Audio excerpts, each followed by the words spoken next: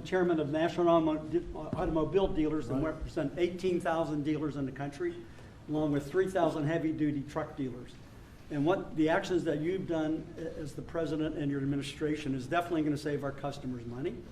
And you made your promises that let the consumer buy what they want, sir, and you delivered on that. And the other thing that you delivered was your promise in the big, beautiful bill, the tax deduction on loans that had gone away some years back. Right. And now that makes it affordable for our buyers that can save money through that loan of the tax, anywhere from several hundred to several thousand. So again, sir, on behalf of all the dealers and our customers, we appreciate what you and your administration have done, and of course our legislative support as well, Mr. President. I'm glad you brought that up. We're allowing people to deduct.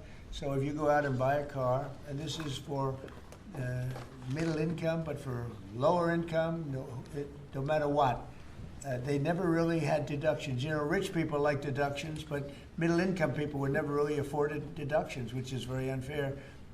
You borrow money to buy a car, you're allowed to deduct the interest from your income tax.